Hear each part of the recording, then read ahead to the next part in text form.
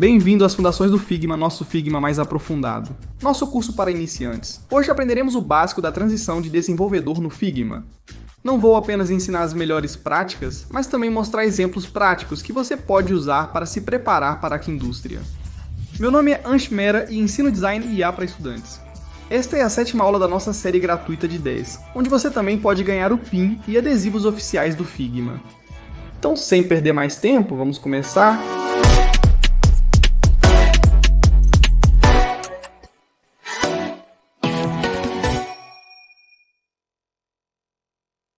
Tudo bem, então vamos começar. Antes de prosseguir, só quero ter certeza de que este curso não é para aprender design de UX.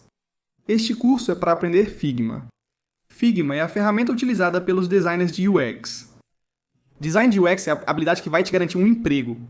Este curso serve apenas para ensinar a ferramenta. Após aprender Figma, você ainda precisará estudar o assunto de Design UX, que é muito mais complexo. Este vídeo é a palestra 7 da nossa série de 10 palestras. Já carregamos todos os vídeos anteriores a este no nosso canal do YouTube. Se você já conhece Figma e se quer aprender Design UX em paralelo a partir de hoje, pode usar nosso programa de 9 semanas, que é um roteiro completo para uma carreira em Design UX. Acesse gratuitamente em Ler no Yuxin. Infelizmente, muitos de vocês assistiram apenas ao primeiro episódio deste curso de Figma.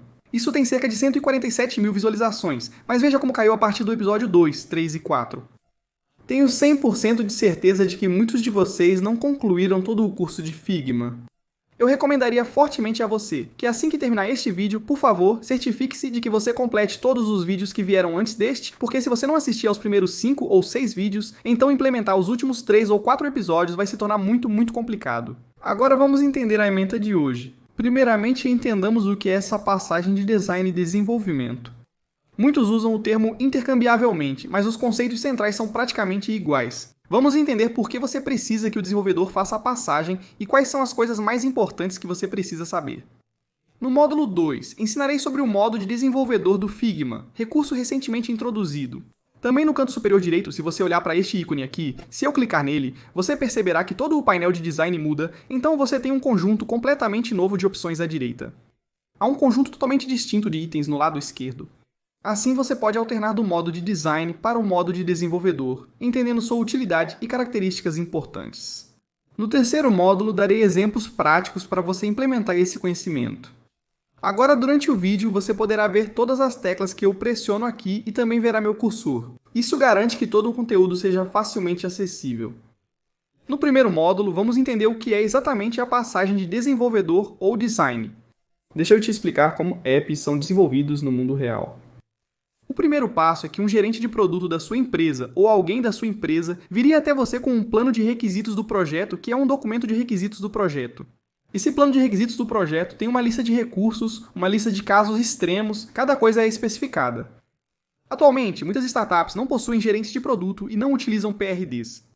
Se eles não têm, você pode ter conversas listando os recursos desejados. Agora, é tanto trabalho dos gerentes de produto quanto do designer garantir que eles listem todos os casos extremos e todos os fluxos de usuário importantes neste próprio documento plano de requisitos do projeto.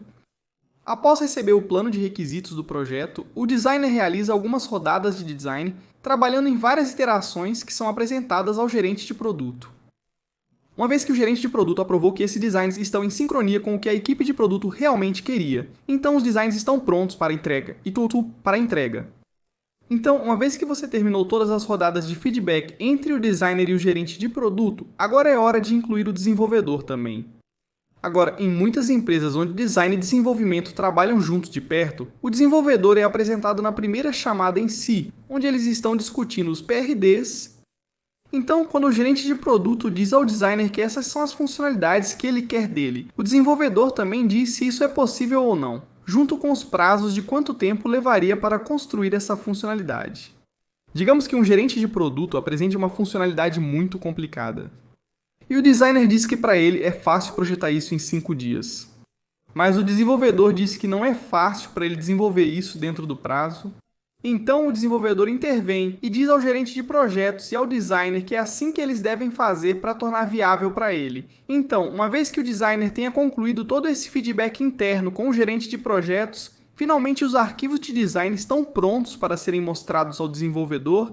Agora é onde entra o processo de entrega do desenvolvedor. A entrega do desenvolvedor não é nada além de sua responsabilidade como designer de limpar seus arquivos de design e dar um arquivo ao desenvolvedor. Porque quando você está projetando, você teria tantas coisas, certo? Você está explorando, excluindo, iterando e trabalhando em muitas coisas. Mas para o desenvolvedor, o que importa é a interface de usuário final. Além da interface de usuário final, o desenvolvedor precisa conhecer os diferentes fluxos a serem desenvolvidos. Ela também precisa de cada componente, cada estilo, cada coisa precisa ser devidamente organizada, porque o desenvolvedor não esteve projetando com você, certo? Então você precisa literalmente documentar todos os seus designs de maneira muito organizada em um arquivo Figma. Para que, ao abrir o arquivo Figma, o desenvolvedor entenda: é isso que preciso desenvolver. Há alguns anos, quando o Figma tinha menos recursos, as pessoas usavam plugins como Redlines para especificar detalhes de pixel, como isso tem 20 pixels, ao entregar projetos para os desenvolvedores. Isso é 24 pixels. Eles criariam anotações para especificar a fonte, com muitas ferramentas e plugins disponíveis para tornar essas coisas explícitas. Agora você não precisa fazer nenhuma dessas coisas. Para ser sincero, é incrível falar sobre todos esses plugins de entrega e coisas assim. Mas quando o trabalho real começa, durante o desenvolvimento, não há tanto tempo para entrar em muitos detalhes. Então, para escalar, é necessário ter sistemas adequados, onde o desenvolvedor já saiba muitas coisas por padrão. Então, se eu tivesse que resumir, isso é, a propósito, uma versão super simplificada de como isso funciona. Primeiro, conclua todas as rodadas de feedback com o gerente de projeto. E então você tem um canvas com muitas interfaces de usuário porque você está explorando e tem coisas que quer deletar. Você tem explorações. Então agora, daquele canvas muito grande, daqueles muitos ecrãs que você projetou, você precisa selecionar, você precisa escolher a dedo as telas finais absolutas que o desenvolvedor precisa saber. Agora, uma vez que você selecionou esses arquivos, você pode criar uma nova página dentro do seu atual arquivo Figma. Ou você pode ter um novo arquivo Figma, que é apenas para desenvolvedores. Existe um arquivo Figma onde os designers estão fazendo brainstorming. O gerente de projeto realiza um brainstorming desorganizado. Mas quando o desenvolvedor precisa ver algo, você ou cria uma página nova e limpa com apenas a interface do usuário que importa, ou cria um novo arquivo Figma. Então o desenvolvedor irá desenvolver aquele arquivo, ele ou ela tentará codificar tudo. E então ela voltará para você, que você havia projetado isso. Isso é o que eu desenvolvi. Nas grandes empresas, os desenvolvedores costumam ser muito experientes. Então eles vão projetar e vão meio que criar toda a interface do usuário em código exatamente como você projetou no Figma. Mas em muitas startups, onde os prazos são muito, você sabe, instáveis e muito apressados, os desenvolvedores frequentemente se desviam dos designs reais. Então você projetaria algo, o resultado final seria diferente do esperado. Para muitos desenvolvedores, não é fácil descobrir essas diferenças. É como aquele jogo da infância em que nos mostravam duas imagens e pediam para encontrar as diferenças entre elas. Isso é exatamente o que um designer precisa fazer. Mantenha seus arquivos Figma à esquerda e o resultado do desenvolvedor à direita. Identifique as diferenças e informe ao desenvolvedor que o resultado não corresponde ao que você projetou. Esse processo é chamado de perfeição de pixel, ou QA de design. Então, quando os desenvolvedores desenvolvem e voltam para a revisão, na etapa número 6, os designers confirmam que todos os pixels e todos os componentes codificados são idênticos a como foram projetados. E então, uma vez que o designer confirma para o desenvolvedor envia o produto para QA. QA agora significa Garantia de Qualidade, ou QC.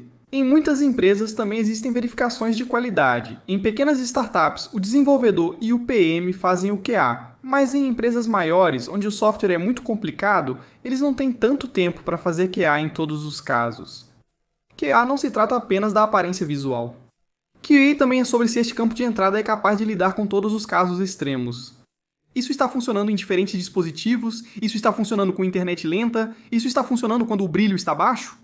Ou quando uma tela está rachada, existem muitas maneiras de você executar um QA, mas eu só queria resumir todo esse processo porque ao longo do curso, nunca realmente adotamos uma abordagem holística de como os produtos são realmente projetados. Então, a pergunta é, por que precisamos de entrega? Claro, os desenvolvedores precisam de todos os casos de uso, todos os casos extremos em um único lugar. Segundo, quando eles olham para uma UI, por exemplo, esta é uma captura de tela de nossos arquivos Figma de uma plataforma que tínhamos projetado chamada howtoprompt.tween. E eu vou mostrar os arquivos Figma que fizemos para realmente lançar esse site, porque eu quero ter certeza de que toda a palestra é muito prática. Então você pode obviamente ir ao site e eu vou mostrar os arquivos Figma, que são os bastidores. Então para o desenvolvedor, ela precisa saber que cor é essa. Então este é o meu componente de cabeçalho, mas ela precisa saber que estilo é esse. É isso, que estilo é esse ou que tipo é isso, certo? Porque existem tantas coisas que você precisa ter no sistema e elas não podem ser confundidas com suas iterações. Eles não podem ver aquele grande conjunto de UI. Além disso, antes de prosseguirmos,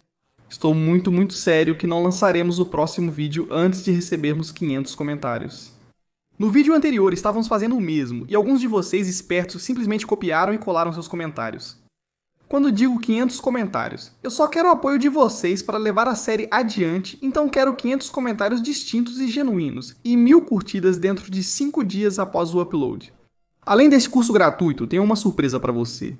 Estamos dando o pin oficial do Figma e os adesivos oficiais do Figma para um sortudo vencedor. Então uma pessoa vai ganhar o pin do Figma e o adesivo, e a pessoa que ficar em segundo lugar vai ganhar apenas os adesivos do Figma. Como você ganha esses brindes? Deixe-me te contar. Primeiro, inscreva-se no nosso canal e clique no ícone do sino. Comente suas principais aprendizagens e dê feedback na seção de comentários. Você precisa documentar todas as suas aprendizagens ao longo deste episódio e postá-las no LinkedIn e me marcar e ao Figma. Após concluir, envie capturas de tela das 4 etapas por e-mail para aditi@umsmera.com como comprovante. A competição é válida por 7 dias a partir do upload do vídeo. Válido somente para 2 espectadores residentes na Índia. Então, o primeiro prêmio, o primeiro vencedor receberá o pin do Figma e os adesivos, e o segundo, colocado, receberá apenas os adesivos. Voltando à palestra, toda essa habilidade de passar o bastão para o desenvolvedor varia de acordo com o contexto. Então, quando falamos sobre AQUX, mesmo em UX há diversos produtos. Em diversos produtos, incluindo os digitais, você encontra produtos ou landing pages funcionais. Produtos utilizáveis podem ser aplicativos como Swig ou Cred, enquanto uma página de destino pode ser um site de marketing, por exemplo. Umsmera.com é uma página de destino para mim, não um produto real, então a expectativa total. A lista de verificação inteira muda entre os produtos. E sites, até mesmo em produtos e sites, o processo muda para startups versus empresas, versus clientes freelancers, porque produtos em geral teriam muitos casos extremos, enquanto os sites não terão sites. Eles têm alguns campos de entrada e formulários, mas geralmente não possuem muitos casos extremos ou ramos. Como este é um curso básico de Figma e não um curso de Design UX, vamos focar apenas nas melhores práticas. Vamos entender as funcionalidades essenciais do Figma que você precisa conhecer para aplicar esses fundamentos. Antes de continuar, quero garantir que todos entendam as diferenças entre um aplicativo móvel, um aplicativo web e um site. Então, vamos pegar o exemplo do Notion. Esta captura de tela aqui é de aplicativo nativo do Notion. Quando eu digo aplicativo nativo, este é o aplicativo original do Notion que você baixa da Apple App Store. Você precisa baixar isso, precisa garantir que consiga acessar isso. Você precisa abrir o aplicativo. A segunda captura de tela mostra o acesso à minha conta Notion pelo Google Chrome, usando um navegador web. Então eu não baixei nenhum aplicativo da App Store. Eu fui ao Google Chrome ou ao Safari. Basicamente, eu fui a um navegador da web. Eu abri o site do Notion e fiz login e acessei a mesma conta que estava acessando anteriormente pelo aplicativo nativo. Isto é o aplicativo móvel. Isto aqui é o aplicativo web. No entanto, se eu abrir a mesma Uniform Resource Locator em uma guia anônima, ou se um amigo abrir o site do Notion pela primeira vez, ele ou ela não terá acesso a este aplicativo web, porque essa pessoa não fez login. Eles verão a página inicial, que também é acessada a partir do navegador web, mas isso não é um produto. Este produto está sendo executado em um navegador web. Esta é apenas uma página inicial, não um produto. Quero apenas garantir que esse exemplo esteja muito bem definido. Agora você deve estar se perguntando o que mais difere entre essas 3 coisas. A diferença mais importante é o fato de que os requisitos específicos da plataforma mudam. Considerando o exemplo do YouTube, um aplicativo nativo. No app nativo do YouTube, baixado da loja de apps, App Store armazena muitos dados pré-carregados, ocupando espaço no telefone. Você pode fazer muito mais. As possibilidades geralmente são restritas pelo que você pode fazer em Swift, linguagem usada para desenvolver aplicativos da Apple, e Objective-C, permitindo inserir animações e arquivos LOT. Você pode fazer muito, pois tem a opção de comprimir todos esses dados nesse app nativo. É por isso que aplicativos nativos são como 100 MB, 150 MB. Todos esses dados são armazenados no aplicativo, então ele carrega instantaneamente quando você toca no aplicativo por outro lado, se eu fosse acessar o YouTube a partir do navegador da web. Ou seja, se eu for ao Google Chrome e digitar youtube.com, então eu irei para myoutube.com, que é basicamente a versão do aplicativo web do YouTube para celular. Aqui tudo funciona em JavaScript, HTML e CSS. Visualmente você sentiria que, isso é bem direto, isso é tão semelhante a como é no aplicativo nativo, mas no back-end os frameworks são muito diferentes. O mesmo ocorre na página inicial do YouTube, aberta em uma janela anônima sem conta conectada. Nesse caso, seriam recomendados conteúdos muito populares no país. No geral, parece praticamente igual. Mas uma grande diferença é que ambos funcionam com JavaScript, Hypertext Markup Language e Cascading Style Sheets, enquanto isso funciona com Swift e Objective-C, que é basicamente a linguagem oficial que você precisa. E claro, as possibilidades desses dois são muito diferentes. Você pode fazer muito mais em Swift e Objective-C. Existem coisas que só podem ser feitas em JavaScript e HTML, mas você entenderá na próxima slide por que isso é tão importante. Então, para entender funcionalmente por que isso é importante para nós, se eu pegar o exemplo do LinkedIn, você perceberia que no meu aplicativo nativo do LinkedIn, eu posso hospedar muitas mídias pesadas e muitas animações complexas, eu posso adicionar mais recursos. Mas se eu acessar meu perfil do LinkedIn a partir do navegador da web, que é o aplicativo web, você perceberia que eles cortaram muitos recursos diferentes e você não pode ter muitas animações pesadas, porque quando alguém acessa seu site a partir de dados móveis, esse usuário espera animações muito leves, conteúdo muito leve. E é recomendado até para o seu otimização para motores de busca ter tempos de carregamento mais rápidos. O mesmo princípio seria aplicado ao projetar a página de destino para o LinkedIn. Estou explicando isso agora porque a transferência do desenvolvedor será diferente para o designer de produto, pois a empresa planeja expandir o aplicativo iOS, o aplicativo web e uma página de destino, cada um com projetos separados. Muitos designers apenas combinam tudo, sendo necessário fazer essa segregação, muito rapidamente nos níveis fundamentais, senão quando você escala a longo prazo.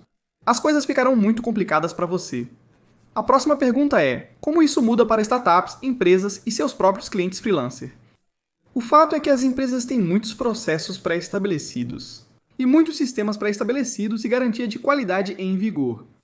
Por exemplo, do lado direito, peguei alguns componentes da biblioteca de design de material. Se você assistiu episódios anteriores, lembraria que esses são os botões do material mais recente. Se você trabalhasse em uma empresa como o Google ou em uma que tem um aplicativo muito baseado em Android, perceberia que eles já teriam essas 3 diretrizes em funcionamento.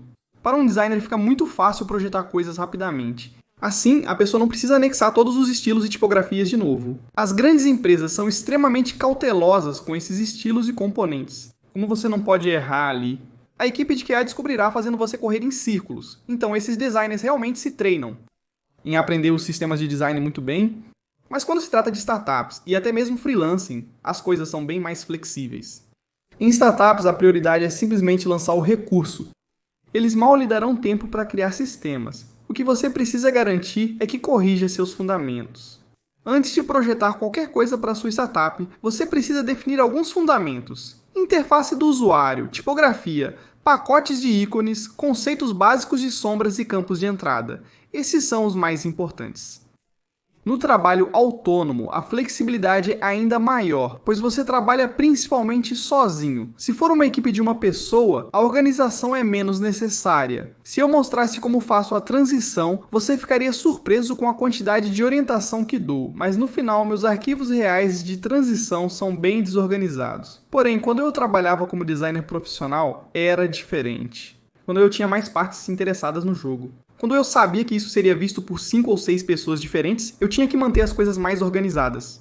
No meu próprio site, posso lidar com dados desorganizados, porque somos apenas 2 pessoas. Então estamos todos na mesma página. Mas você não precisa se colocar nessa zona onde tudo precisa ser perfeito. Se você está em uma startup, eis porque pode não dar certo. Essa é a verdade. Em grandes empresas ainda funciona. Então, com muita teoria por trás de nós, vamos entender quais são os fundamentos da passagem de desenvolvedor, Quais são algumas práticas muito importantes que você precisa aprender? Este vídeo tem conhecimento muito limitado, não vou me aprofundar muito. Mas o Figma tem um documento muito interessante chamado Guia para Passagem de Desenvolvedor, uma coleção das melhores práticas dos especialistas. Recomendo fortemente a leitura deste documento. Vou colar o link na descrição. Abordaremos 4 práticas importantes. O número 1 é o seu hábito de dividir todo o seu sistema de trabalho em projetos, arquivos específicos e então dentro dos arquivos ter estruturas de página específicas. Então entenderemos qual que é a diferença entre declarar um sistema de design central versus sistemas de design para recursos específicos. Como você organiza um recurso específico?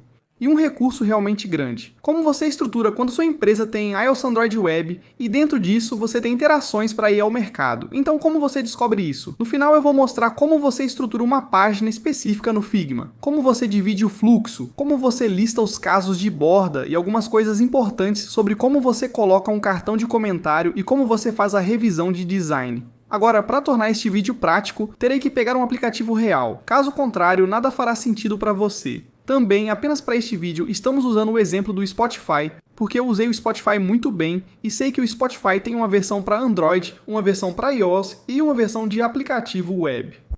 Mas tudo o que eu ensino aqui vai ser uma simplificação excessiva. Na verdade, estamos apenas confiando em capturas de tela que obtive do Mobin. E tenho que te dizer que na realidade o sistema de design do Spotify seria muito mais complicado, mas as coisas que eu mostro hoje, você pode usar isso em seus projetos freelance em sua própria startup. Para uma startup e uma agência de freelancers, esse tipo de estrutura funcionará muito bem. Mas não pense que é assim que o Spotify teria criado seus componentes e estruturas. Esta é a minha ficcionalização de como poderia ter sido feito de uma maneira muito simplificada. Portanto, o mais importante antes de projetar qualquer coisa é estabelecer as bases de como será a estrutura do seu arquivo Figma. E para ter vários projetos, vários arquivos, você precisará obter o plano Pro do Figma. Isso não é possível no plano gratuito.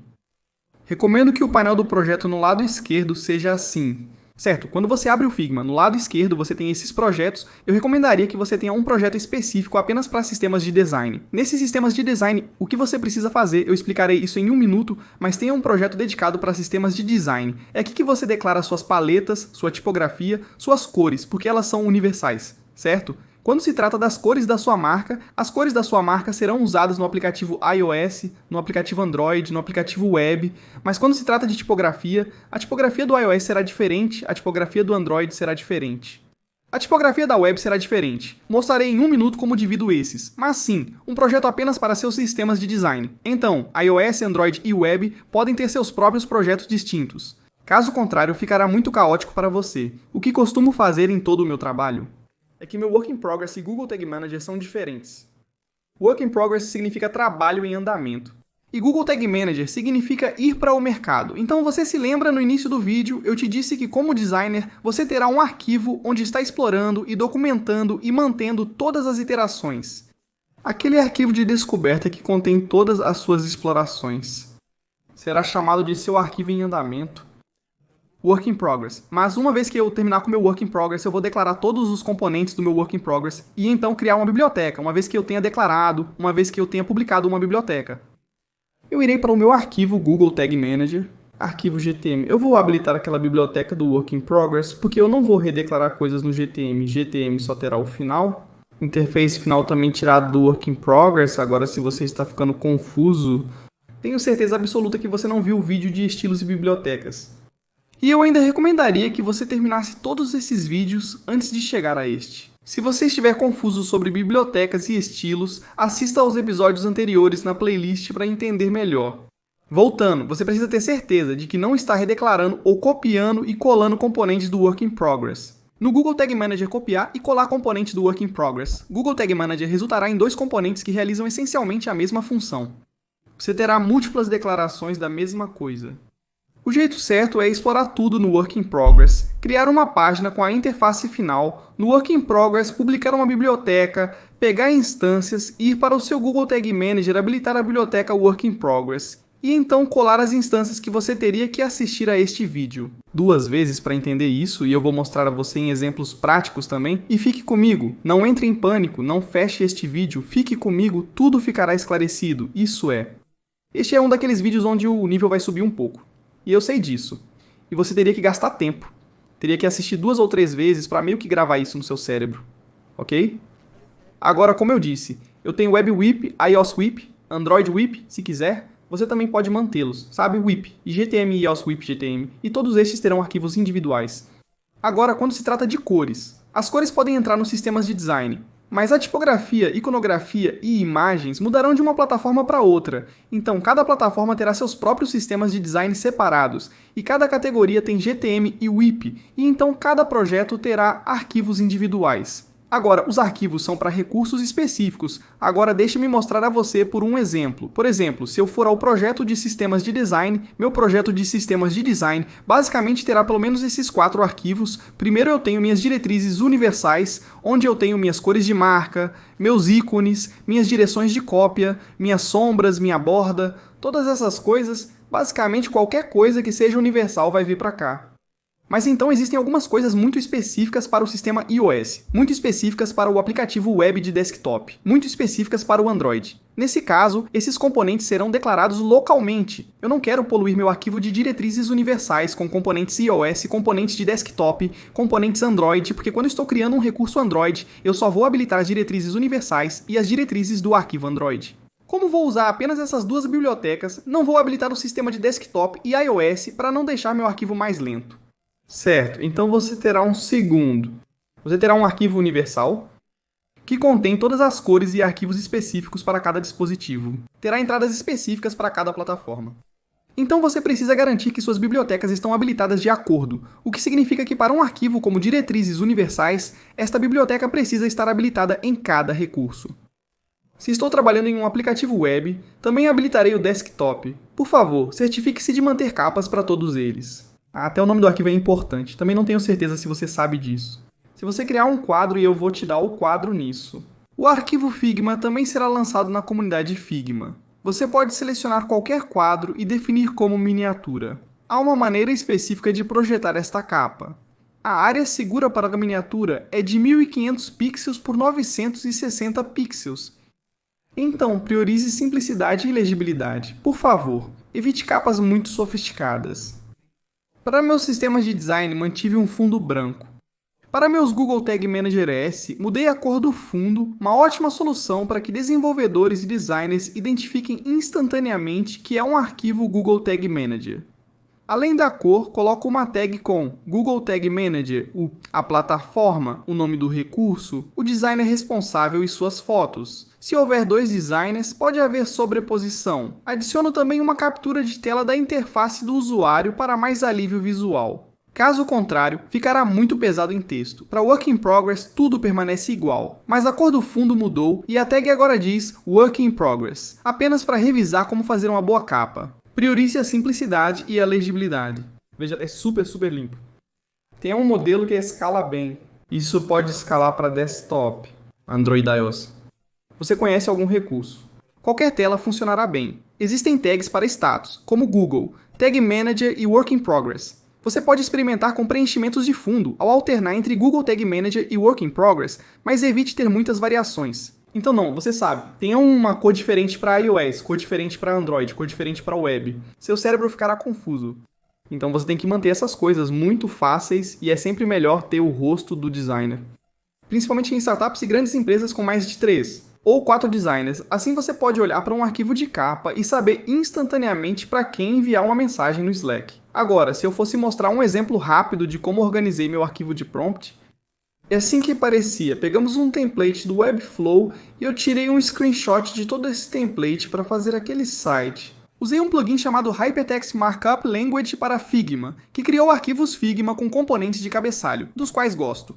Ok, nos meus componentes de cabeçalho, eu diria que você sabe que esta é a página principal, e então eu diria à minha equipe que este cabeçalho agora deve se tornar isso. Essa coisa deve se tornar assim. Então eu comecei individualmente, sabe? Projetando todas essas coisas. E eu tinha como colocar um wireframe básico, e então para ativos individuais, sabe? Eu meio que disse a eles que esses são os arquivos que você precisa fazer, certo? Então se eu fosse aqui e clicasse neste comentário, esses são seus principais componentes. Ok, agora em seus principais componentes, eu também dei a eles os títulos individuais e imagens. Então essa é a responsabilidade do designer. Você não só precisa dar a eles o componente, mas também precisa dar a eles a mídia também. Então em muitos casos, os gerentes de produto fazem isso também. Então os gerentes de produto entrariam, eles dariam a mídia, eles dariam o texto. Mas em muitas startups é responsabilidade do designer garantir que eles mantenham todas essas instâncias. E observe como eu mantive todos eles muito bem organizados, sabe? Em um único lugar. Porque eu vou te dizer como o nosso design funcionou. Basicamente, neste site tínhamos vídeos, diretórios, ferramentas de IA, prompts, e este componente estava sendo reutilizado. Então, uma vez que eu declarei isso, eu criei esses cabeçalhos para ChatGPT, para meio da jornada, para diretórios, e então meu desenvolvedor meio que, sabe, juntou essas coisas. Agora, obviamente, você estaria dizendo que você não está seguindo todas as coisas que você nos ensinou, sim, porque estávamos com muita pressa e eventualmente eu vou limpar isso.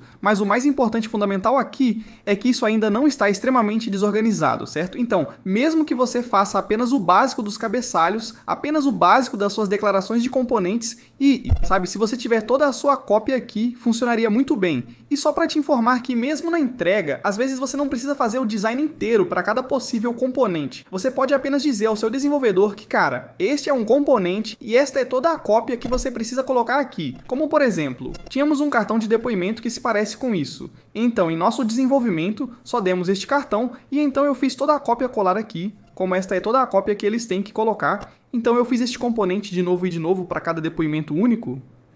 Não importa realmente se o seu design é escalável e você sabe que não vai quebrar. Você pode simplesmente colocá-lo aqui. Eu sabia que isso é bastante escalável, eu fiz este componente, então do lado direito eu coloquei todo o meu conteúdo, então até o conteúdo pode ir aqui. Em muitas empresas, eles criam um documento Coda ou um documento Notion, onde eles colocam todo esse conteúdo junto. Às vezes o PRD também tem todo esse conteúdo junto. Fizemos este site com um cronograma muito rústico, tivemos que terminar este site em 5 dias, 5 dias em design, e então mais 5, 6 dias no site. Então eu acho que é uma maneira muito interessante de terminar as coisas rapidamente, mas então deixe-me mostrar um exemplo baseado em empresa. Então aqui, estamos no projeto Spotify iOS GTM, e então dentro do projeto iOS GTM temos iOS Proxy novo usuário, show está na GTM.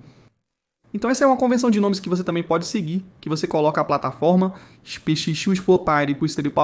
o recurso no recurso. Evite espaços, use sublinhados ou traços e inclua GTM novamente, pois ao pesquisar no Figma, às vezes procuram apenas por iOS ou GTM, então é sempre bom ter essas informações no nome.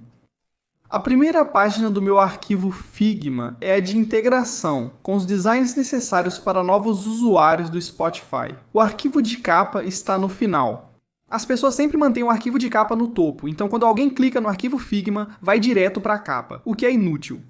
Você pode transformar este arquivo em uma miniatura, arrastar a página de capa para o fundo e ainda faria a mesma coisa. É apenas um truque rápido para economizar tempo de desenvolvedores e designers. Eles pulam diretamente para o que é necessário. Também tem uma página chamada Arquivo, para mostrar que você sempre pode tê-la.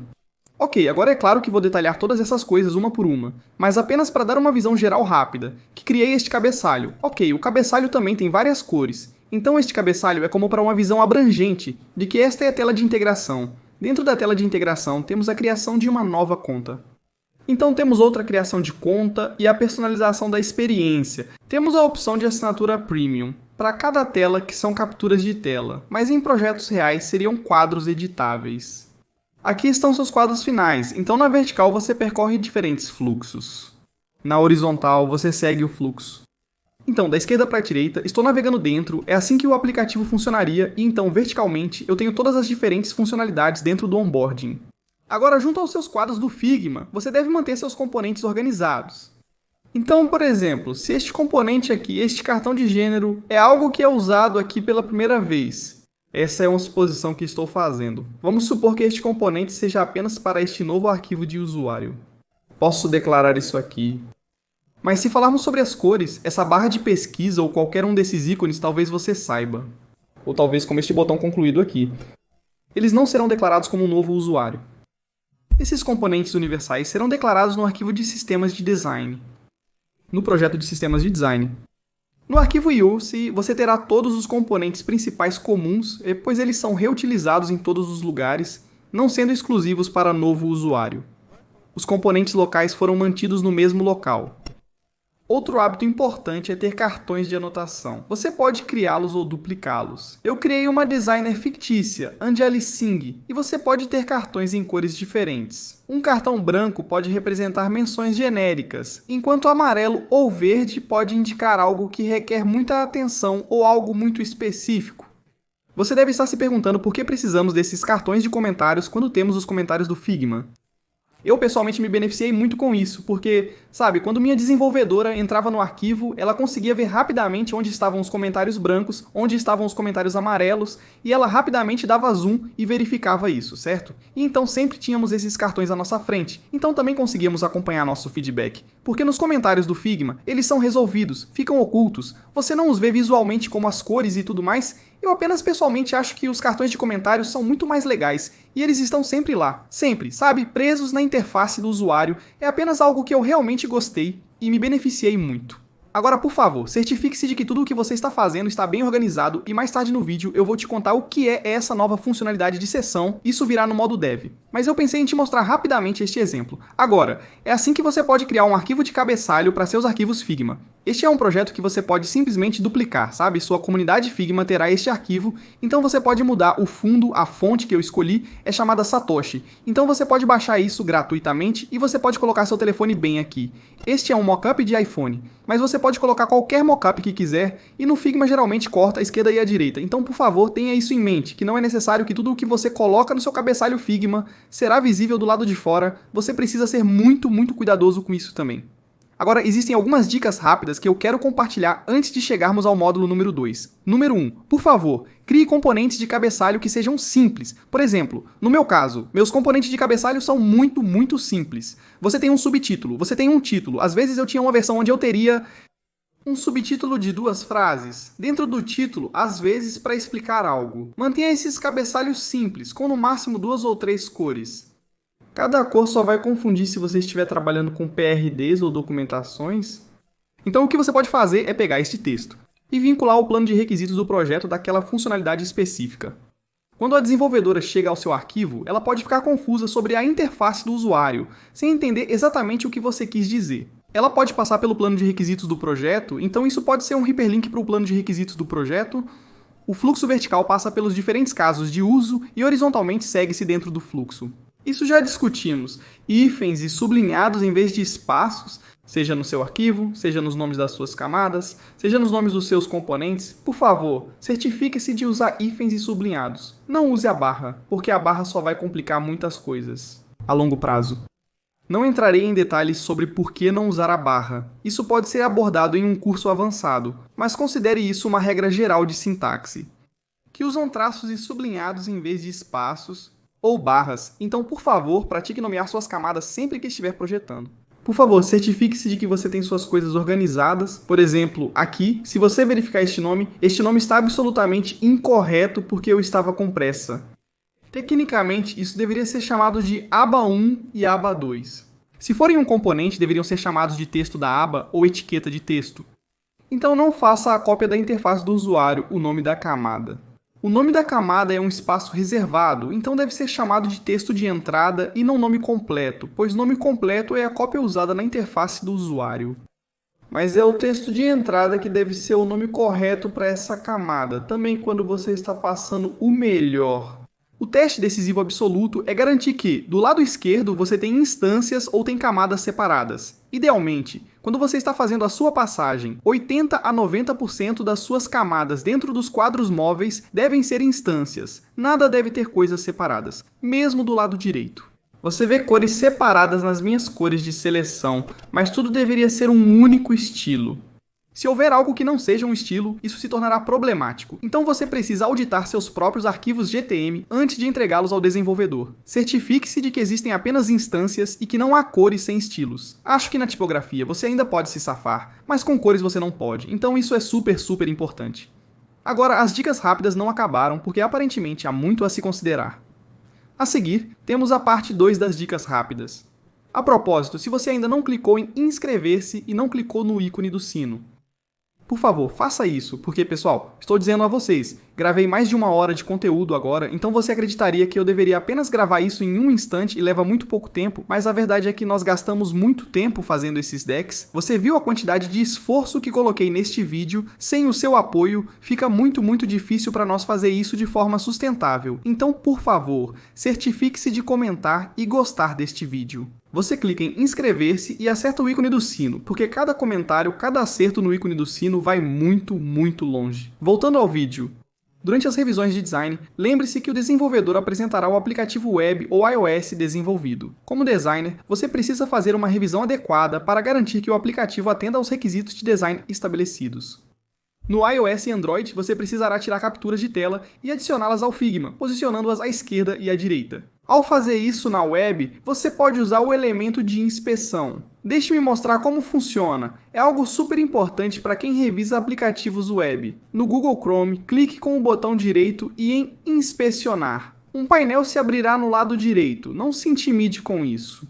Eu vou te dizer exatamente o que está acontecendo aqui. Ok, você não precisa se desesperar só porque tem muito código.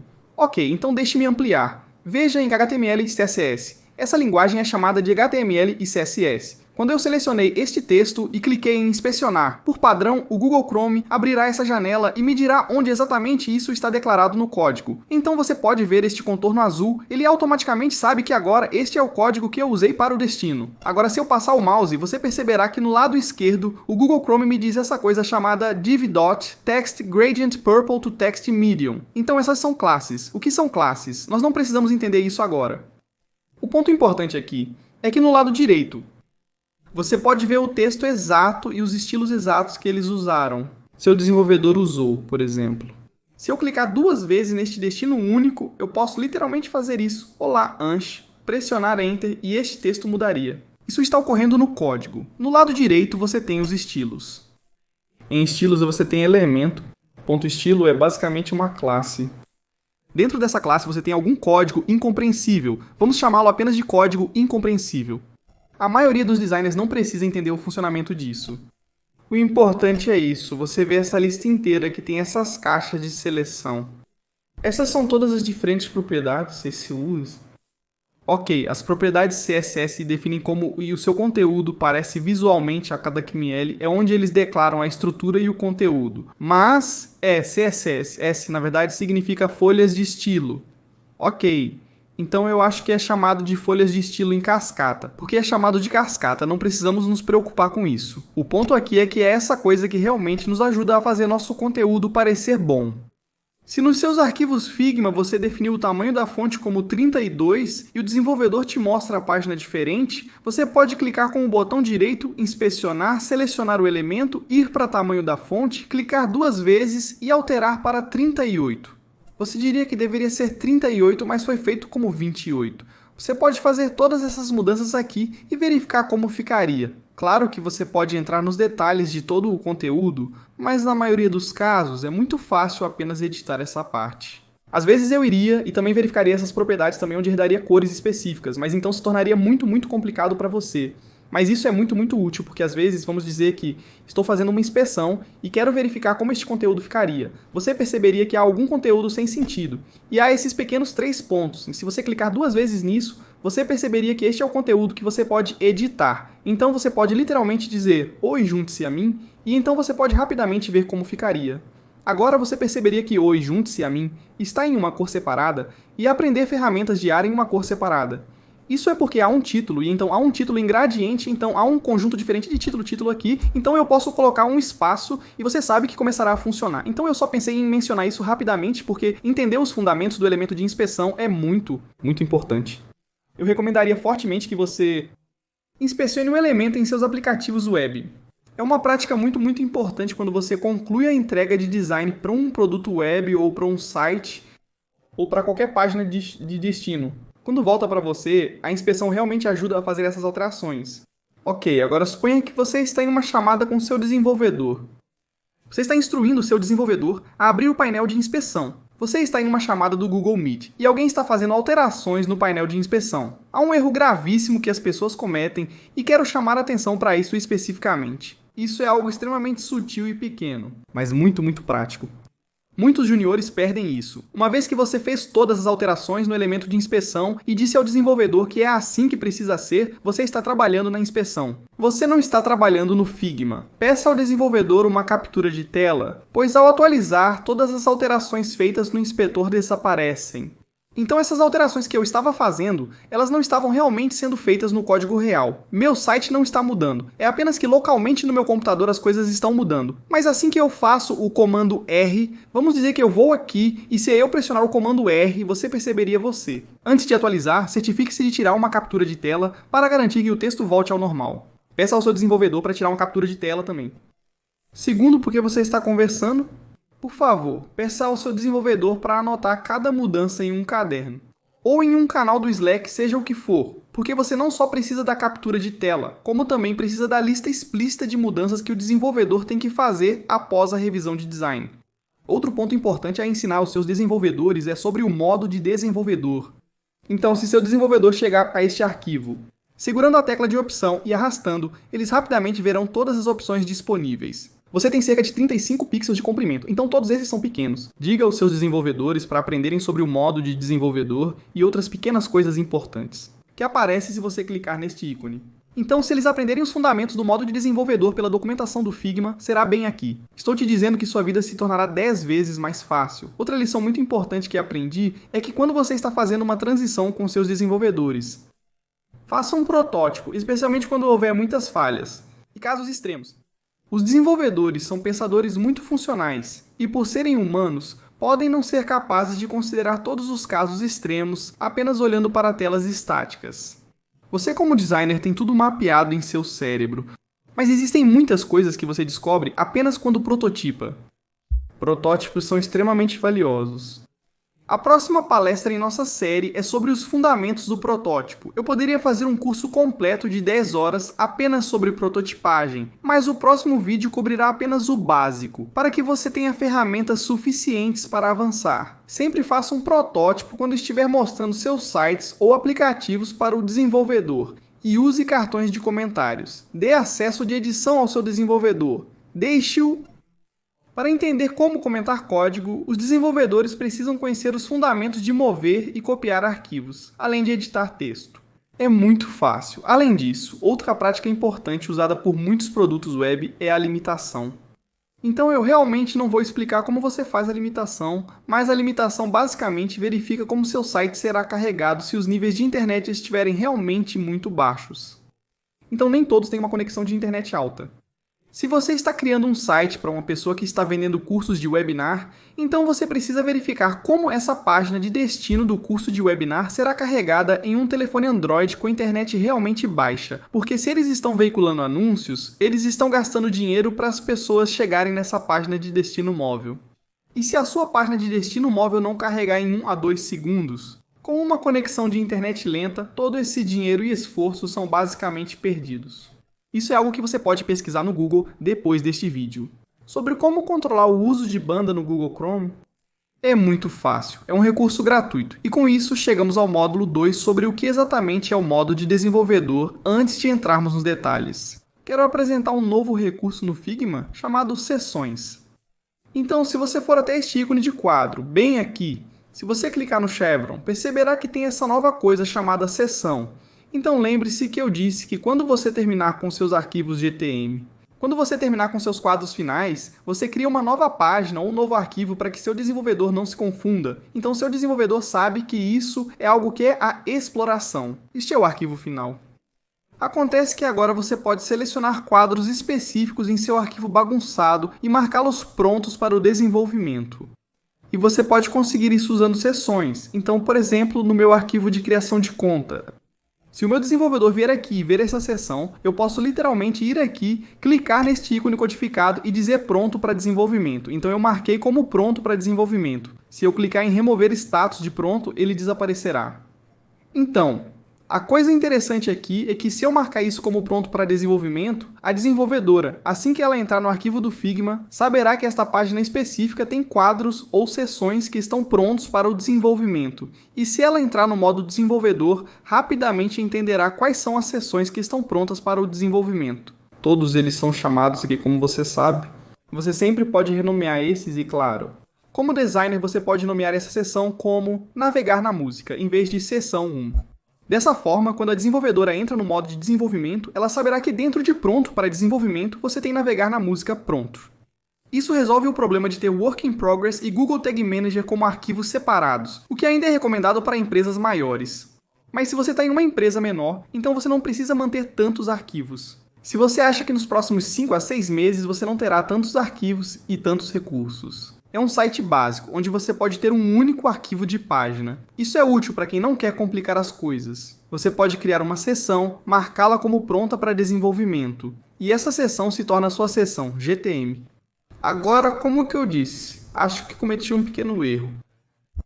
Deixe-me apenas deletar isso, certo? Então, vamos entender os fundamentos do modo de desenvolvedor, porque eu mostrei a você, certo? Assim que entrei no modo de desenvolvedor, as coisas realmente mudam do lado direito. Então, o que exatamente acontece quando você vai do design para o dev? Do lado direito você tem 2 painéis, você tem inspecionar e você tem plugins. Plugins nós não vamos cobrir hoje. Vamos entender inspecionar e para isso vamos pegar uma tela a que se parece com isso.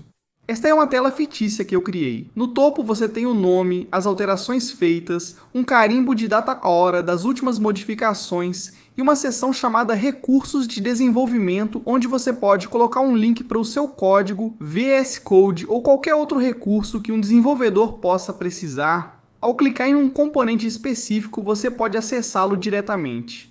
Vamos dizer que eu vá para este quadro aqui, em apenas 1 segundo eu posso ver o padding, as dimensões, o layout, as cores usadas e todos os ativos usados dentro, e então eu posso exportá-los também.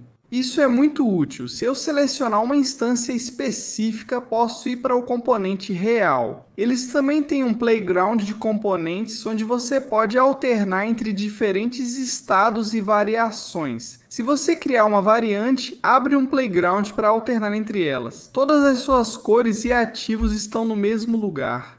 Isso é extremamente útil, porque ao selecionar toda a interface do usuário, você não só pode ver as cores, mas também todos os ativos necessários e exportá-los em diferentes resoluções, tudo de um único lugar.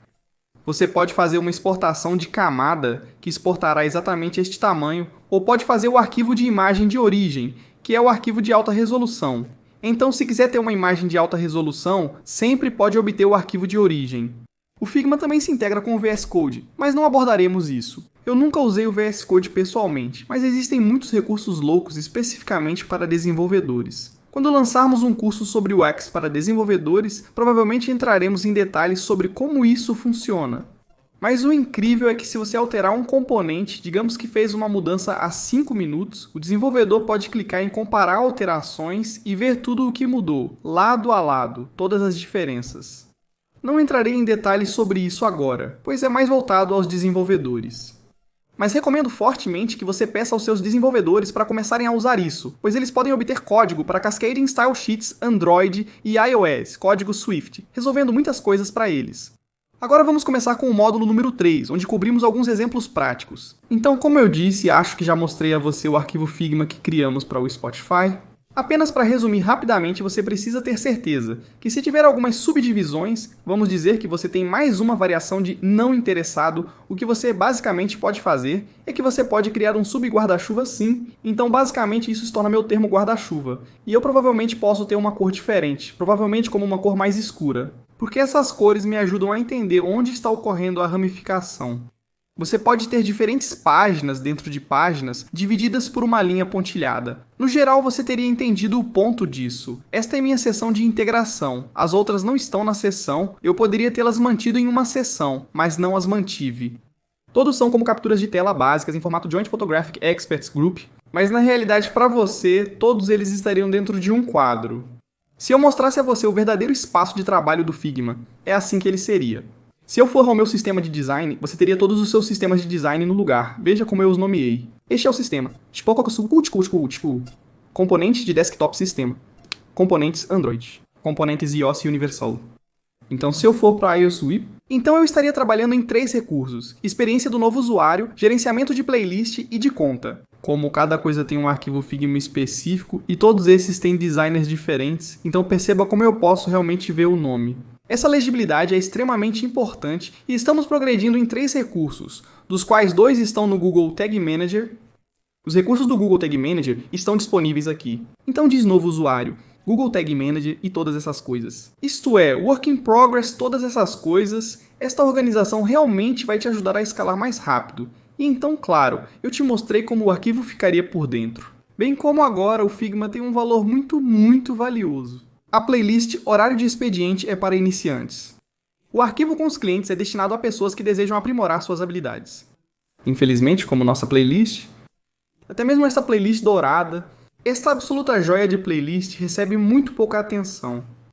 Mas se você realmente quer ver exemplos práticos, este conteúdo é de nível industrial, com exemplos reais e concretos. Se você realmente quer se aprofundar, cada vídeo aqui pode te dar semanas de insights. Os 58 vídeos oferecidos podem economizar semanas de trabalho duro e confusão. Assistir a todos levará de 4 a 5 meses. Mas você pode selecionar os que preferir, inclusive alguns em idiomas diferentes. Você pode pular esses anúncios, alguns parecem estar em francês, pois até a miniatura estava nesse idioma.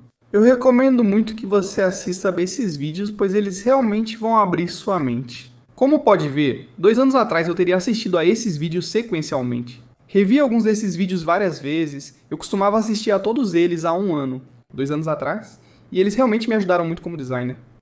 Se você veio aqui pela primeira vez, existem alguns vídeos fundamentais que você precisa assistir antes de se tornar um designer UX profissional para esclarecer sua visão. Temos um vídeo chamado Roteiro Passo a Passo sobre como se tornar um designer UX, onde falo sobre os graus, idade, salários médios, como abordar para um estágio versus um emprego, todos os recursos e roteiros em um único lugar. Então, se você está tentando escrever um estudo de caso e sente que não está conseguindo bons leads, provavelmente é porque você não tem um estudo de caso bom o suficiente. Criamos uma playlist em 2 partes sobre como escrever o estudo de caso UX definitivo. Por favor, certifique-se de assistir ambos os vídeos. Na verdade, isso agora provavelmente é como 2020, porque as lições que ensinei aqui são literalmente universais. Você ficará sabendo sobre muitos erros comuns que os alunos cometem, seguidos de listas de verificação e diretrizes que você pode seguir enquanto está escrevendo seu estudo de caso.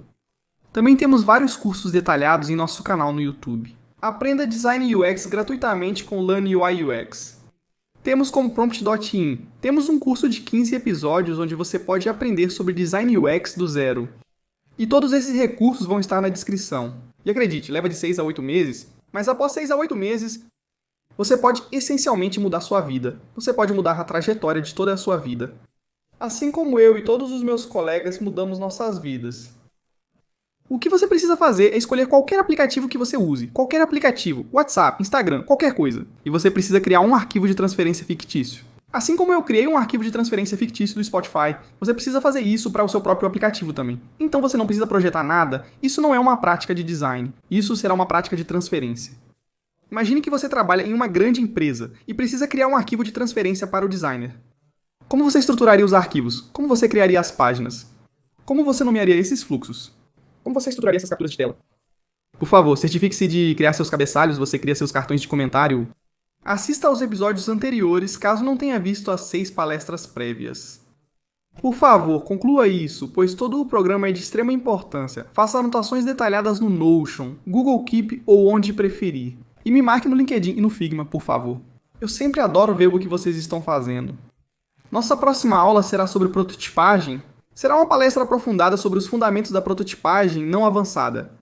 Mas eu nem mesmo vou gravar a próxima aula até que tenhamos 500 comentários distintos, feedback genuíno e 1000 curtidas. Até 5 dias após o upload. Dito isso, espero que você esteja cuidando da sua mente e do seu corpo. Este é o seu amigo Anshimera se despedindo. Se você perdeu as palestras anteriores, encontre todos os vídeos do Figma nesta playlist. Te vejo na próxima palestra.